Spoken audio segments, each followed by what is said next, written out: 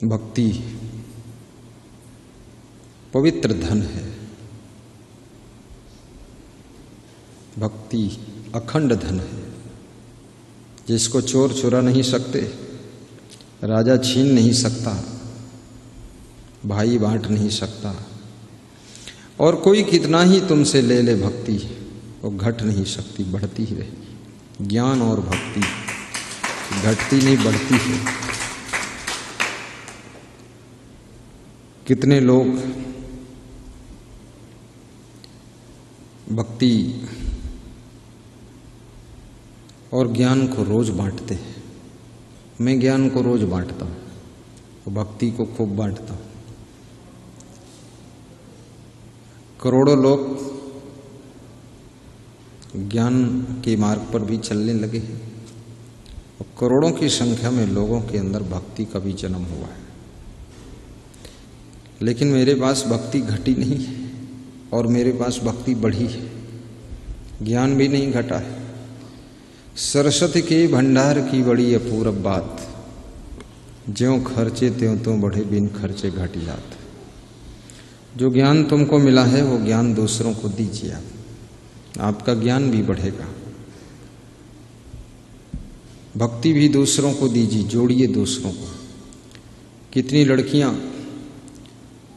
मायके में भक्ति करती थीं, ससुराल गईं, सास ससुर पति देवरानी जेठानी पटरानी सबको भक्ति से जोड़ दिया है, सबके मन में भाव पैदा कर दिया है।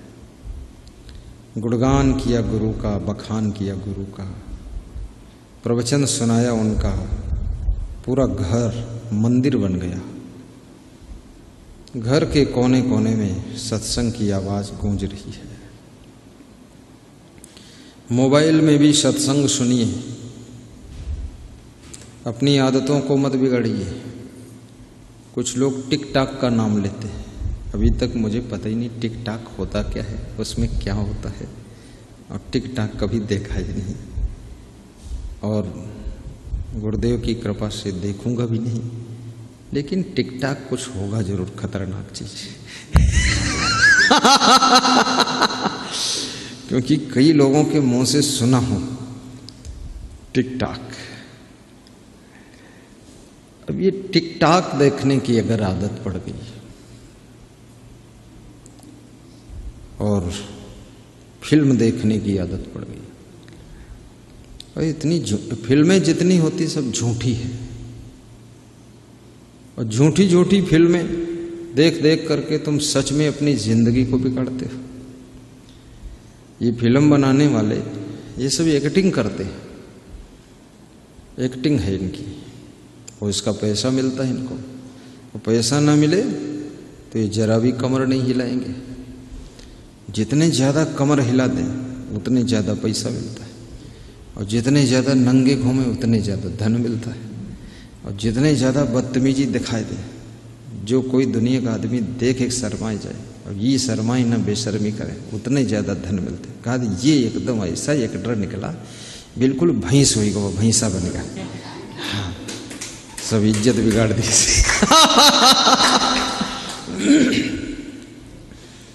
अभी एक्टरों से भी मेरा निवेदन है कि ये तुम्हारी एक्टरी, ये भी बहुत गलत बात है। तुम धन के लालच में एक गलत सीन दिखाते हो, और जिसको नवयुवक, नए बच्चे, नई लड़कियां, नए लड़के सब देख देख करके वो सच में वही क्रियाकलाप करना चाहते हैं, तो आप इनके चरित्र को बिगाड़ते हो, इसका बहुत बड़ा पाप लगेगा। इसलिए कितने हीरो हीरोइन भी खूब आत्महत्या करते हैं, और जब हीरो हीरोइन आत्महत्या करते हैं तो मैं बड़ी सोच में पड़ जाता हूँ कि बहुत एक्टिंग करते थे, अब फांसी क्यों लगाया, जहर क्यों खाया, इसमें भी एक्टिंग दिखा देते कुछ। सारी एक्टिंग कर दिया और जिंदगी को सेटिंग नहीं किया, ये कौन सेटिंग करेगा? करोड़ों की जिंदगी तुमने डिस्टर्ब किया है तो तुम्हारी जिंदगी भी डिस्टर्ब ही रहेगी, कभी शांति नहीं पाओगे। एक्टरों कान खोल कर सुन लो, धन ही सब कुछ नहीं होता है। कितना ही धन हो जाए लेकिन रोटी तो उतनी ही खाओगे जितनी पहले खाते थे, उससे और कम खाओगे, भूख कम हो जाती है। कपड़े उतने ही पहनोगे, बहुत ज़्यादा नहीं पहन सकते हो, ज़्यादा पहनोगे शरीर में सब खुजली पैदा हो जाएगी। और हर घंटे में कपड़े बदलो, कपड़े तो बदलते हो हर घंटे में, लफड़े तो कभी नहीं बदलते हो, वही लादे घूम रहे हो गठरी लफड़ों की। अब कपड़ों की गठरी अलग और लफड़ों की गठरी अलग। अरे कपड़ों को बदलना आता है, लफड़ों को बदलना क्यों नहीं आता है? ये बवाल क्यों बना रहे हो? तो ऐसी एक्टिंगें लोगों की है, भक्ति की कमी है। देश के प्रति भी भक्ति बढ़ाइए, देशभक्त बनिए। जिस देश में तुम्हारा जन्म हुआ है, देश के प्रति वफादार रहिए, देश के लिए गद्दार मत बनिए। कितने लोग इतने गद्दार हैं। देश विरोधी देशों से नहीं हारता है, देश अपने देश के गद्दारों के कारण हारता है। और गद्दार ऐसे ऐसे बैठे हैं, वो भी धन के लोभ ही हैं। जितने गलत काम हुए हैं वो धन के लोभ में ही हुए हैं। और जब मृत्यु होती है, धन किसी के साथ जाता नहीं है। जब किसी के साथ जाता नहीं है तो जीते जी उस धन को तेन तेक तेन बुज्जीता माँ ग्रद्धा कस्सस्विद धनम ईसा वाश्यम इदम सर्वम यत किंच जगत्याम जगत। उपनिषद का ये मंत्र है, पहला मंत्र है कि ये सारा संसार ईश्वर का रूप है, सबके अंदर ईश्वर है। उपनिषद का ऋषि कहता है ईश्वर को बाहर मत ढूंढो, ईश्वर, इसी स्वर में ईश्वर है और इसको पहचानो और सबके साथ में अच्छा व्यवहार करो, गम भी खा लो, गलतियां मत करो, बसो और बसने दो, जियो और जीने दो, खाओ और खाने दो, सो और सोने दो, रहो और रहने दो, चलो और चलने दो। कितने लोग सड़क पर चलते हैं, दूसरे को चलने ही नहीं देते। बाएं साइड में चलना चाहिए, नियम है इंडिया का, वो दाहिने साइड में गाड़ी चलाते। अब लड़ जाएगी, तुम हटाओ तो कहाँ ले जाओ हटा कर, तो समझदार लोग नीचे उतार लेते हैं। अब इधर से भी ना समझ आ गया तो फिर टक्कर हो गई। आधी सड़क आपकी है, आधी दूसरे की है, आने जाने वालों दो के लिए रोड है, लेकिन पूरी सड़क घेर कर चल रहे हैं। फिर गाड़ी खड़ी कर देते हैं, कहते आओ देख लेंगे तुमको। हमको क्यों देखोगे तुम? अपने को नहीं देख पाए आज तक, अपनी पत्नी को नहीं देख पाए, बाप को नहीं देख पाए, और हमको देखोगे? मैं तेरा बाप हूं क्या? तेरा कौन हो? मेरे को जाने दे, मैं नहीं दिखवाना चाहता। अब लड़ने को आमादा है। महाराज जी का ट्रक खड़ा है, हाँ वो खड़ा है, कहता मैं राजस्थानी हूं, शरीर राजस्थानी है, नशा पाकिस्तानी है, और गद्दार हिंदुस्तानी है, तुमसे टकरा जाएगा। अब इस तरह के अभिमानी लोग, मूढ़ लोग, बुद्धिहीन लोग, खुद भी सड़क पर प्रेम से चलिए, दूसरों को भी चलने दीजिए। खुद भी भोजन कीजिए, दूसरों को भी करने दीजिए। कितने लोग भोजन खाते हैं तो दूसरे की फिक्र ही नहीं रखते। रोज खाते थे 4 रोटी तो आज खाएंगे 14 रोटी। वो समझ गए मेहमान आए हैं तो पूरा निपटा दो, मेहमान भले भूखे रह जाए, हम तो पहले से बेईमान हैं। देख लो, हिसाब लगा लो, थोड़ा कम भी खा लो, सबको मिल जाए, और फिर कम पड़ जाए तो बनाओ भी, सबको खिलाओ। जिंदगी में करना क्या है? कोई चंद्रलोक पर जाना नहीं है, सूर्यलोक पर जा सकते नहीं हो, इंद्रलोक में इंद्र जी जाने देते नहीं है, और शिवलोक में तो गणेश जी का पहरा लगा हुआ है। तुम जाओगे कहाँ? खाली हो, बनाओ, खाओ, खिलाओ, लोगों को प्रेम से स्वागत करो, सम्मान करो। गुजरात में मैं देखता हूँ बड़े बड़े धनवान लोग रसोई में नाश्ता बनाते हैं। उनके नाश्ता बड़े विचित्र विचित्र, बेड़मी, यहाँ तो बेड़मी कभी देखे नहीं, खुद ही आदमी बेड़ पड़ा है, बेड़मी क्या खाएगा? वो लोग बेड़मी और श्रीखंड और वो गोटा, एक गोटा खा लो बहुत खुश हो जाओगे, ऐसे ढंग से बनाते हो लोग। पकौड़ी, पकौड़ा, कचौड़ी, कचौड़ा। उत्तर प्रदेश में कितने लोग पकौड़ी बनाते हैं, पकौड़ी के बजाय वो सुखौड़ी बन जाती है।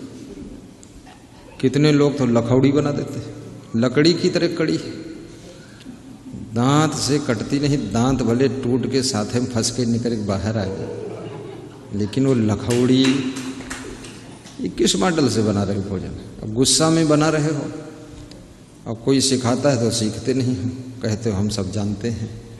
तुम कुछ भी नहीं जानते हो, तुम ये भी नहीं जानते हो कि हमको सीखना कैसे चाहिए। सीखिए। अर्जुन सीखने के लिए इंद्रलोक गए थे और 7 वर्ष वहां रहे थे, सुरपुर में, देवताओं के लोक में। 7 वर्ष सूर पुरहि सिधाए। बोलो महाराज। देवयस्त्र सब सीखी कर आए। 7 वर्ष अपना घर परिवार छोड़कर युधिष्ठिर, भीम, नकुल, सहदेव, ये 4 भाई यहां रह गए थे। 7 साल के लिए उनको छुट्टी दिया था और वहां दूसरे किसी भाई को नहीं ले गए थे, क्योंकि उनमें उतनी क्वालिटी नहीं थी कुछ सीख सके। और भीम जाते तो इंद्रलोक में उनकी इंद्र से ही मारपीट हो जाती, वो बहुत उदंड आदमी थे इसलिए उनको हर जगह नहीं ले जाते थे, जहां मारपीट करना हो वहीं ले जाते थे। बहुत लट्ठ आदमी था, खाता भी बहुत था, लड़ाई भी बहुत करता था, और जहां जाता था उठाए उठाए पटकत रहे सब। इसमें तो झगड़ा बढ़ा जाता है। भीम भी मत बनो, न दुर्योधन बनो, अर्जुन बनो। अर्जुन का मतलब है कलेक्टिव, कलेक्टिव का मतलब है संग्रहकर्ता, संग्रहकर्ता का मतलब है इकट्ठा करने वाला। अर्जुन का मतलब अर्जित करने वाला, अर्जित का मतलब है अच्छे अच्छे गुणों को जो अपने भीतर इकट्ठा करे, अर्जित करे, संचित करे, वो अर्जुन है। अच्छे अच्छे गुण सब जगह से सीखो। जैसे अभी यहाँ हमारे भक्त आए हैं डिस्ट्रिक्ट रायबरेली से, बाराबंकी से,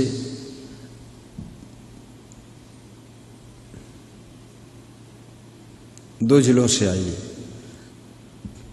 अभी गुरुदेव के पास में कुछ सीखने आए हैं, सुनने आए हैं, समझने आए हैं और जिंदगी में निखार लाने के लिए आए हैं कि कुछ और समझ लूँ, सीख लूँ, गुरुदेव दर्शन कर लूँ, थोड़ा अपनी जिंदगी की कुल्हाड़ी पे धार रख लूँ, क्योंकि सब मूर्छा लग जाता है।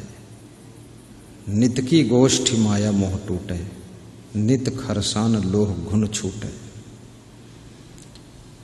खरसान, खरसान कहते हैं वह लोहा जो तुम्हारे किसी भी लोहे के औजार के ऊपर शान रखता है, चमक रखता है, धार बना देता है, उसको तेज कर देता है, उस लोहे को खरसान कहते हैं।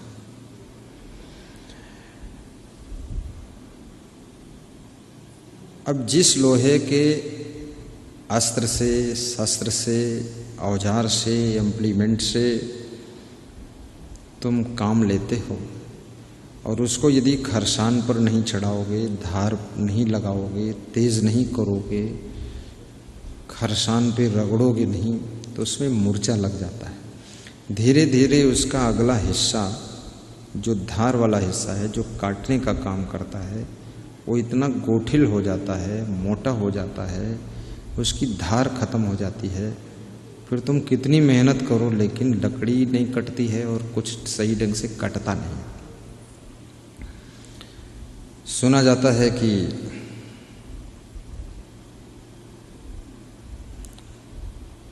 दो मजदूर